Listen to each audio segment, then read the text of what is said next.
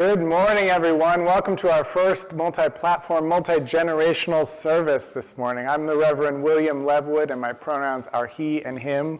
And we're going to start our service. Take a deep breath and center yourself for worship.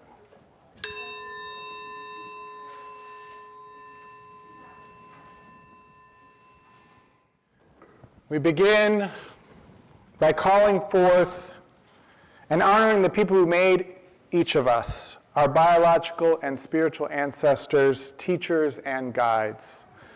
We call forth those who imagined and made our congregation possible, sustaining it up to this present day. We open and welcome to the ancestral people of this land, acknowledging that our church, like all of Burke, rests on the unceded territory of the Manahoac tribe of the Great Sioux Nation. We seek healing and the realization of justice with the people of this land who live on in their descendants, the present-day members of the Monacan Indian Nation, the Patawomic Indian Tribe of Virginia, and the Piscataway Indian Nation. We honor the ancestors as we move toward healing so that all together shall one day know full justice. Reading today's reading, but we remember the words of Mahatma Gandhi and Martin Luther King and others who worked for peace and justice in the world. And we welcome you now to Accotink Unitarian Universalist Church, live stream worship service. I'm Judy Robison. My pronouns are he, she, her, and I'm happy to be your worship associate today.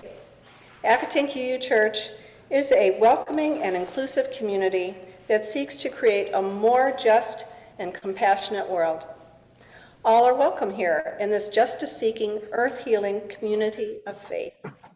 You are welcome no matter whom you love, no matter your identity or heritage, no matter your beliefs or background or abilities.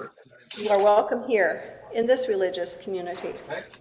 If you're new to Accotink and you'd like to talk to someone more about this church, please be sure to reach out to me, to our minister, Reverend William Levwood, or one of today's greeters using the chat, or one of the ushers after the service. On our website, www.accotinkuu.org, you can check the online order of service on the worship section.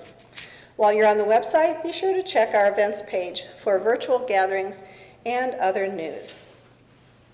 For those of you who are here in the sanctuary today, feel free to stay and visit with friends and with Reverend Levwood's family today. If you're Zooming at home, we will have a coffee hour online, and we're so delighted that you decided to join us today. Welcome. The Crayons Save the Rainbow, written by Monica Sweeney, illustrated by Feronia Parker Thomas, and we'll be doing the story in parts and sections. The sun and clouds were best friends. They worked together to keep the earth warm and the gardens growing. But of all the things they did together, their very favorite thing was making rainbows, so the whole world was colorful and happy. Then one day, the sun and the clouds had a big fight. The clouds were blocking the sun, and the sun couldn't shine through to the earth. The sun went sizzle, sizzle, sizzle at the clouds, and the clouds went clap, bang, boom back. They stopped being friends and were never in the sky together again. With the sun and clouds far apart, it was scorching hot on some days and damp and cold on others. And worst of all, there were no rainbows. Without rainbows, the flowers, streams, and even cities started to lose their color. Soon, the earth was black and white. So this service this morning is in honor of two upcoming holidays. International Day of Transgender Visibility is on March 31st, And also, that same day, March 31st, is National Crayon Day. So we're going to put those two together and use color to explore gender this morning. So I have a question, though, to start off, which is, you might be aware that some people say that only boys can wear blue and girls should wear pink. What do you think about that? Yes? No? Boo? How about we boo for it? Boo! Yeah. I've got on pink even. There's nothing wrong with that. I look good, right? Thank you. People also take that even further and they start to say things like girls shouldn't play soccer, or we shouldn't pay the U.S. women's soccer team that won the Olympics as much as we paid the men's team, who didn't win the Olympics, by the way. Do you agree? I heard some boos. You don't agree with that, do you? Yeah. Or the idea that boys shouldn't play with dolls, or that girls are not as good at Legos, or science, or math, or things like that. What do you think about that idea? Boo! Yeah. I'm glad we're agreeing on this.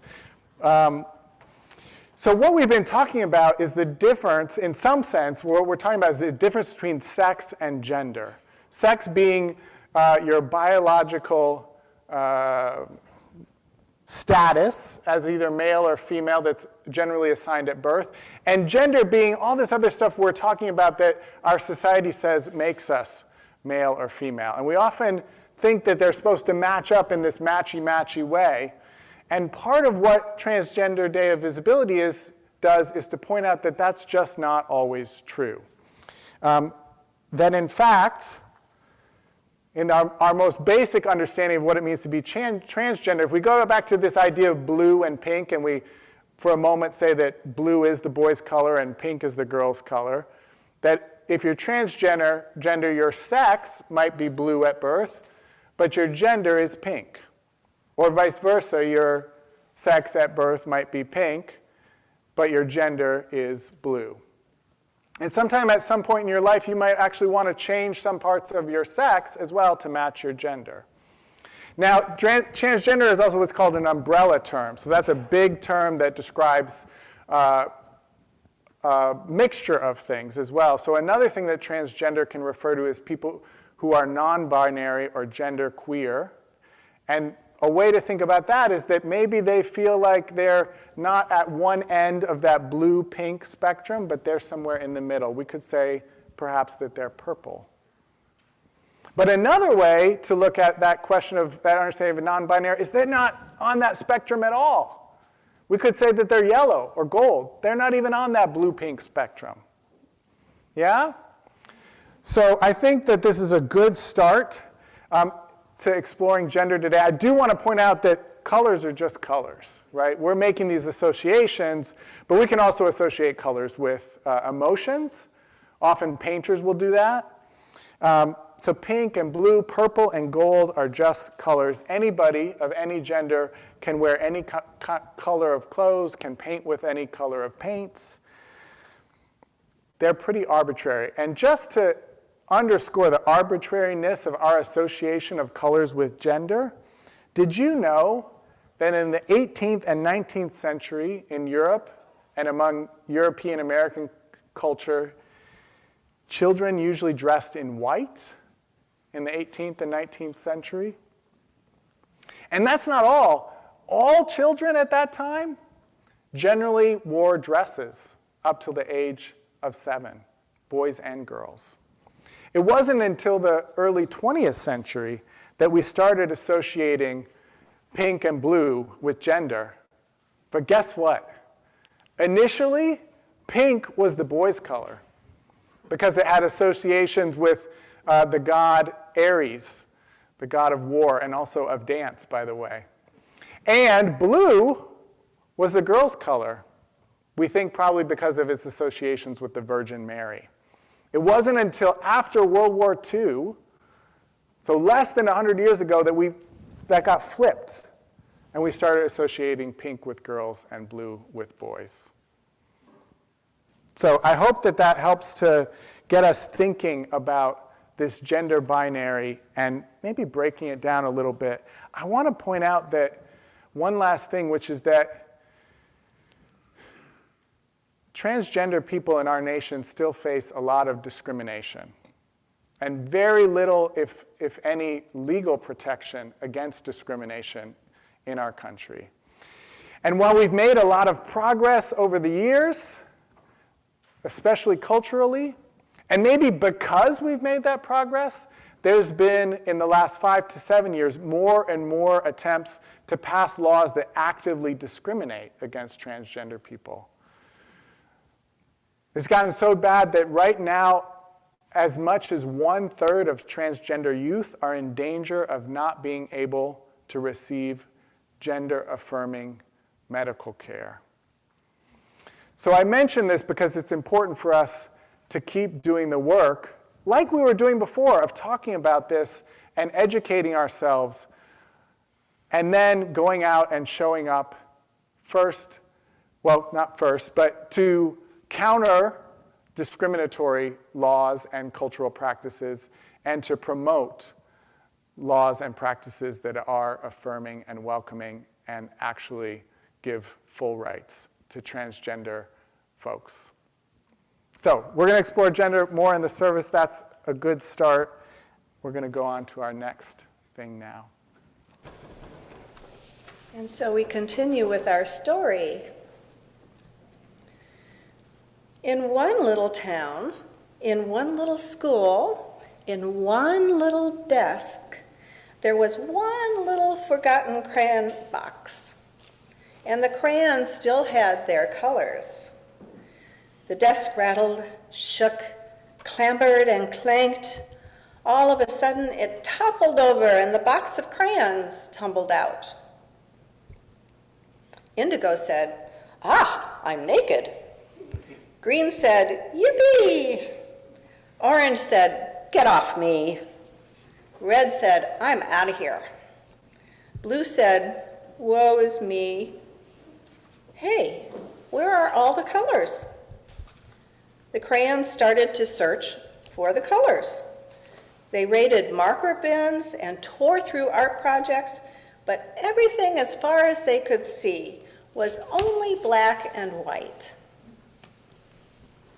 Green said, "Who made all the colors go away?" Blue said, "This is so sad." Red said, "This is terrible." Yellow said, "What about daffodils and butter?" Orange said, "If oranges aren't orange, do I even exist?" The crayons looked out the window. The sun was all the way to one side, and the sky was looking angry. And the clouds were all the way to the other, looking gloomy. Indigo said, "I miss all the colors. We can't even draw rainbows together now." Purple said, "Wait, that's it. We need to save the rainbows."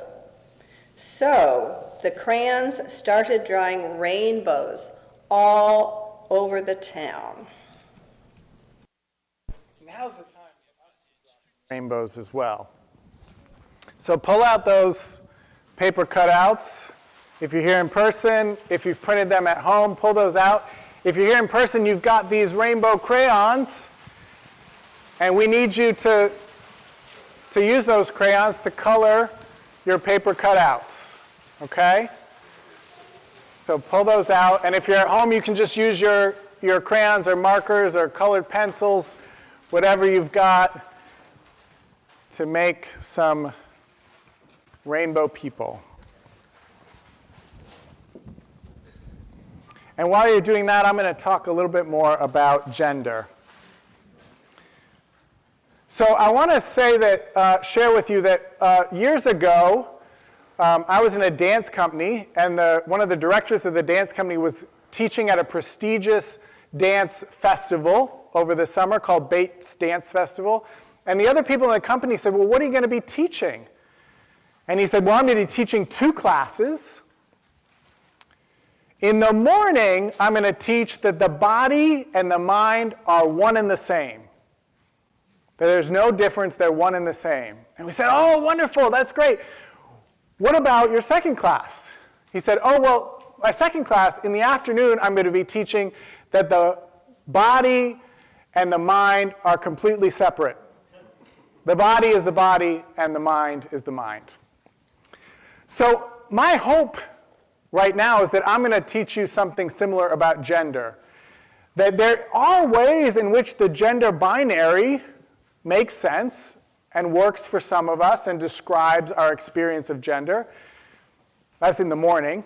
And then in the afternoon, we're going to explore how that's not true. How there's actually a lot more to the spectrum, and even things off the spectrum. So one tool that we're going to use to explore this is the work of biological anthropologist Helen Fisher. So Helen Fisher partnered with Match.com to get access to a lot of data by having a lot of people fill out this questionnaire of this idea that she had, that there are 4 hormonal personality types, that we have predominant hormones in our system and that determines what our personalities are.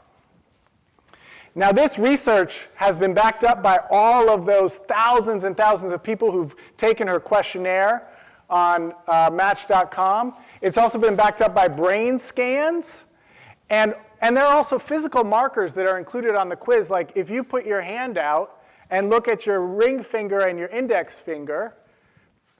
Try that right now. Look at those. If your ring finger is about the same length or a little shorter than your index finger, that suggests that you might be an estrogen type. There was more estrogen in the womb when you were in the womb. If, however, that ring finger is longer than that index finger, that suggests that you might be a testosterone type. There was more testosterone in the womb. So there's also these biological markers of this hormonal personality type.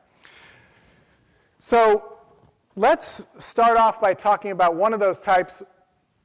We'll associate this with blue, and it's the testosterone type, which Helen Fisher calls the directors. Now this matches a lot of our stereotypes about what boys and men are supposed to be good at, because this type is analytical, good at systematizing, competitive, excels at spatial intelligence, mechanics, music, and athletics. So I'm curious, there's 4 of these hormonal types. What percentage of men do you think are testosterone types, are directors? Raise your hand or just shout it out. What do you think? Is it evenly distributed, 1 in 4? Is it more or less? 70%, she says, of men are testosterone types. What do y'all think? Yeah? Some people shaking their heads. Anybody disagree? Think it's more or less? Less. How much? What do you think?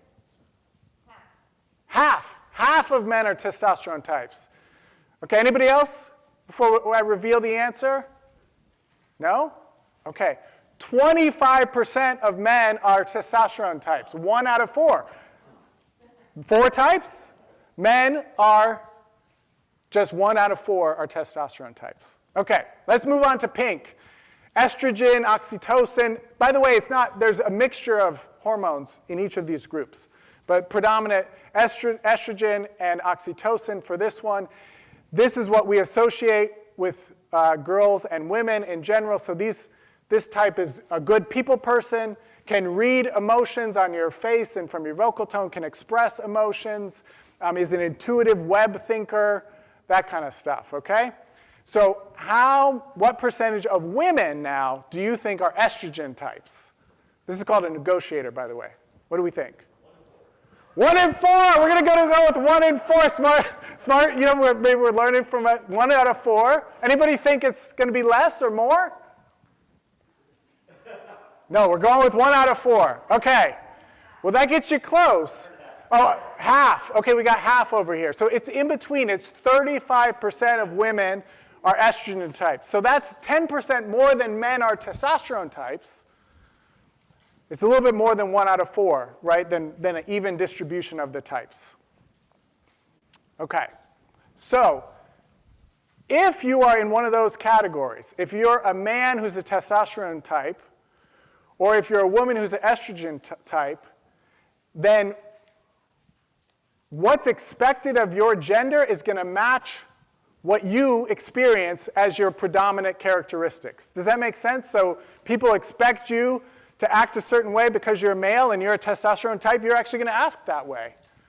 And vice versa if you're a woman and you're an estrogen type. So internally, it's going to feel like the gender binary describes reality, at least your personal reality, quite well.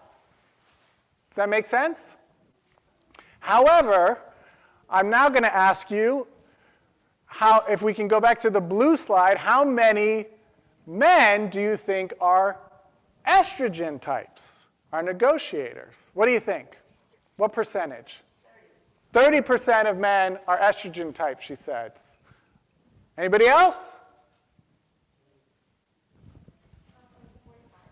45% of men are estrogen types. One more? Do we get one more? We're good. We're good. Okay. 20% of men are estrogen types. So 5% less than our testosterone types, but only 5% less. 1 out of 5 instead of 1 out of 4. Let's go to the pink. What do you think for, I don't even know if I should have pink or blue up now. I'm getting confused with my colors. How many women do you think are testosterone types? What percentage? 40% of women are testosterone types. 30% are testosterone types of women. Any last guesses? So 10% of women are testosterone types. So there's less men who are estrogen types, 20%, than women who are estrogen types, 35%. There's less women, 10%, who are testosterone types than men, that's 25%. But now, for that person, imagine what it's going to feel like, right? You're going to be told, if you're a testosterone typing woman, right, that you're supposed to be doing all this estrogen stuff, but that's not your personality. And if you're an estrogen type of man, 1 out of 5 men, 1 out of 10 women, this gender binary is not going to work for you at all. It's going to feel completely wrong, right? We've only done 2 of the types. There's 2 more types. So let's call the next type yellow or gold. So there's a type that's dopamine, and we'll use silver for the next type, or gray. That's a serotonin type. So the dopamine type, that's called the explorer. These are curious people. They're creative people. They want newness in the world and in their experience. They're called explorers. Then there's serotonin types are called builders. They're conscientious. They're institutionalists. They're more cautious. There is no gender correlation either to the percentage. So for explorers, roughly 30% of women and men are explorers, each 30% of women, 30% of men. And for builders, also roughly 30%, regardless of gender. Not only that, but I mean, curious is not a thing that we associate with boys or girls, right? Institution building is not something we think that men or women do, being cautious, right? We don't have these associations. So these are completely outside of that blue-pink universe altogether, okay? So I'm curious about one more thing, one more guess. So we're all I'm curious, what do you think my predominant type is? Testosterone, estrogen, dopamine explorer, conscientious, institution building, serotonin type. Anybody got a guess? Builder, serotonin type. Oh, dopamine, sorry, thank you. Which is the opposite, actually. An explorer who wants newness and has a sunny disposition. It tends to be more optimistic. Anybody got, come on. Somebody's got to think of something else. She knows. She can't. That's my spouse over there. Nobody? Okay, this is interesting because I wonder if any of you felt nervous to say I'm an estrogen type, like you might hurt my feelings. And I have to tell you something that actually, so first let me tell you that when I discovered this hormonal typing, it was awesome because I type as a director negotiator, or maybe a negotiator director. That means I am, and they're neck and neck. I'm like 34% testosterone type and 32% estrogen type, but then I took the quiz again and it switched, right? But I really, I love that because I've never felt divorced from masculinity or femininity. I always felt like I could inhabit both, and I never felt androgynous. I didn't feel like I was gold or silver. I felt like very he or very she.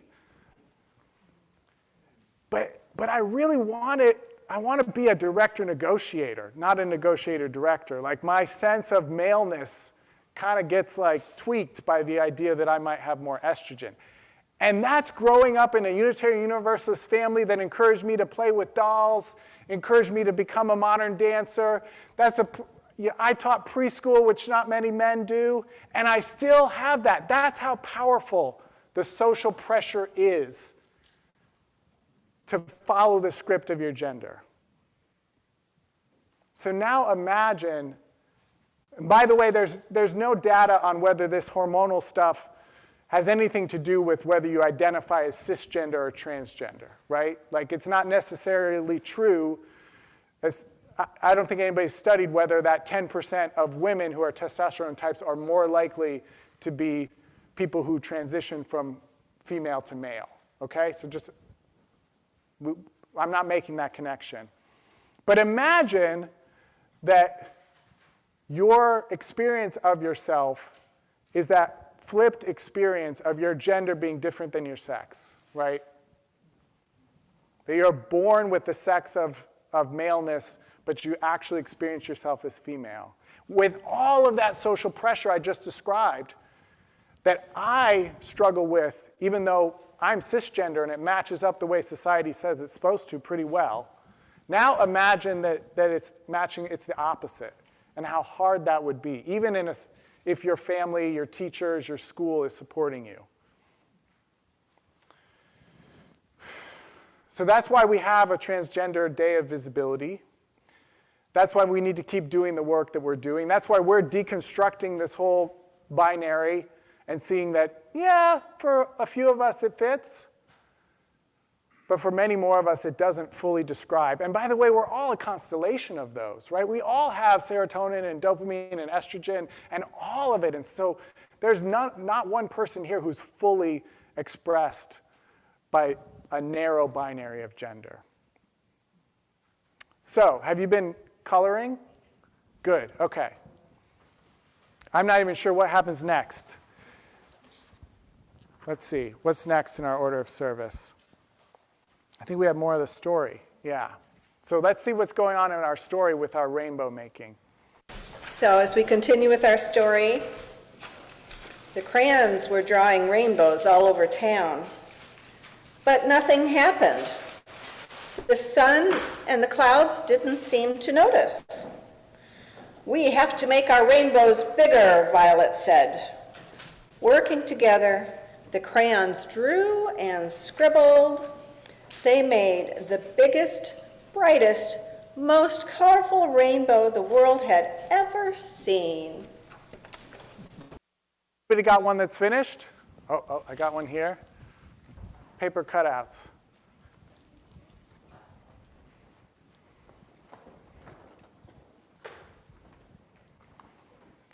Oh my gosh, that's so beautiful. Look at that. We're making the rainbow really big, y'all. We're bringing back the color into the world. Yes, okay. Now that kind of reminds me of something that maybe you see on our website, or if you're in the sanctuary, you can look behind you and see it. But we need one more part to it. We need a chalice. So we're going to put a chalice right here in the middle. There we go. Accotink Unitarian Universalist Church. People of the rainbow.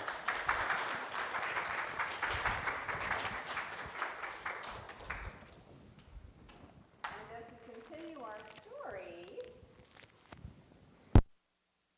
head to the clouds. Remember when we used to be together all the time and make rainbows? The clouds nodded. I'm sorry for going clap, bang, boom at you. I'm sorry for going sizzle, sizzle, sizzle at you, said the sun. It's better being friends, said the sun, and the clouds agreed. They hugged. The sun shined brightly, and the clouds misted happy rain. Ever so slowly, rainbows reappeared near and far, turning the world colorful once again.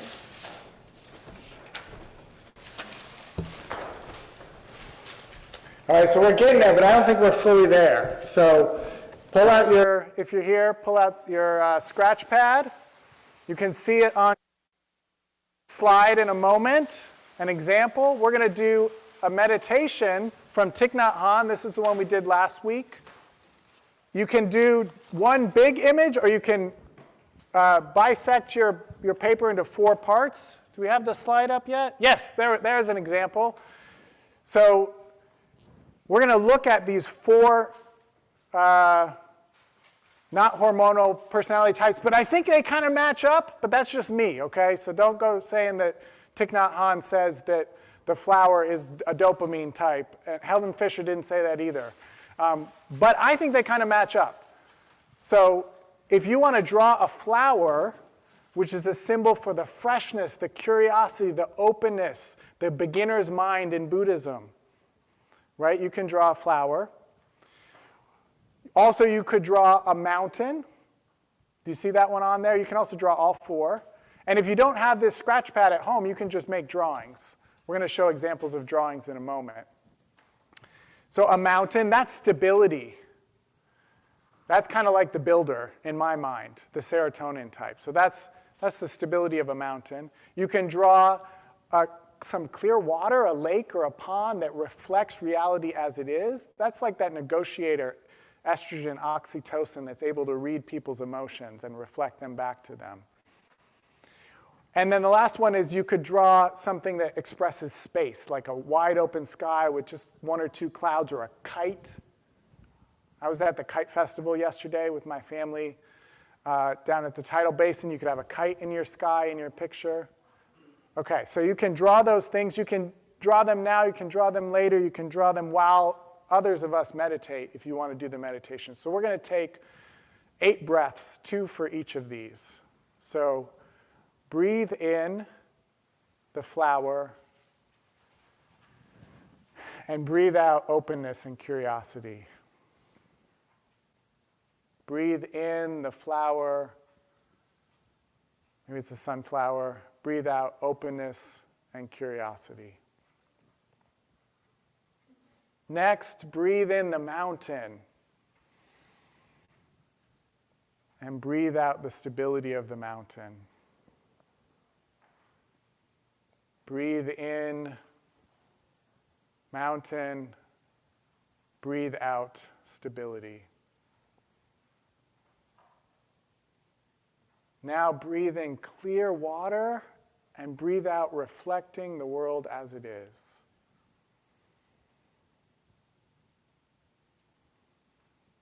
Breathe in clear water, breathe out reflecting the world back as it is. This might be like those moments when you see someone sad and you say, "You seem sad." And they say, "Yeah, I am." Or "You seem stressed." And they say, "I am stressed." And last, we breathe in space, big open sky, and we breathe out possibility, freedom. Breathe in that big open sky of space. Breathe out possibility and freedom. I don't know if you've picked up on this, but we're trying to make rain and sun, because that's what makes a rainbow. So we're going to make some rain now. If you're in person, pause with your drawing, because I need you. So I need the people over here to start doing this with your hands.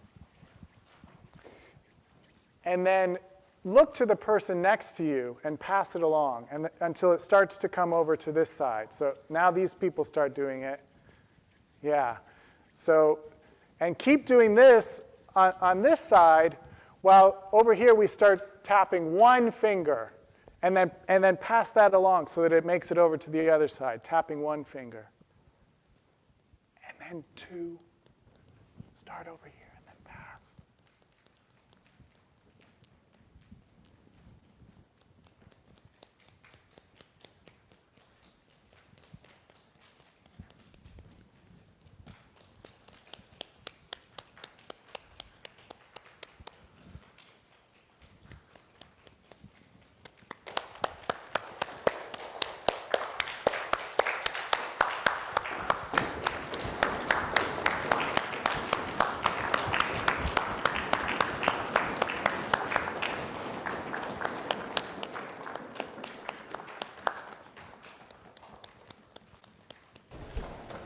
Oh, I hate to see this end. Though we will extinguish our chalice flame, we carry within us what we kindled, the light of inspiration, warmth of compassion, the fire of commitment. May we bring these gifts into our lives and share them radiantly out into the world. And now I invite you to join me in our community blessing with these words of David Bumbaugh. We won't be joining hands, but you may gesture to your friends if you like, for those of you in the sanctuary. This church is dedicated to the proposition that behind all our differences and beneath all our diversity, there is a unity that makes us one and binds us forever together in spite of time, death, and the space between the stars. We pause now in silent witness to that unity. And as we close, I want to point out another thing about being rainbow people. This isn't only about gender. If we think about politics, Democrats are not all blue, Republicans are not all purple, and then there's gold and silver and green parties and all kinds of political expressions. So we're rainbow people in that way too. If we think about theology, I would describe myself as an agnostic, but it's not really accurate. It doesn't explain the full range of my beliefs about God, because there are some conceptions of God that I'm an atheist about. I'm pretty sure, I'm confident that that does not exist. And then there are some conceptions of God like that the love in our hearts is the greatest force in the universe, that I'm convinced is absolutely, completely true. And then there's a bunch of parts that I'm agnostic. I don't know. So that's true for all of us. We got rainbow people up here in our theologies as well. So I just want to expand this idea that we are beyond the binary in so many ways, that we are a rainbow of people. And whenever we bring in people from the edges, from the margins into the center, we all benefit. We all become more rainbow. We all become more whole. So may we continue to do that today and every day. May it be so, and may we be among those who make it so.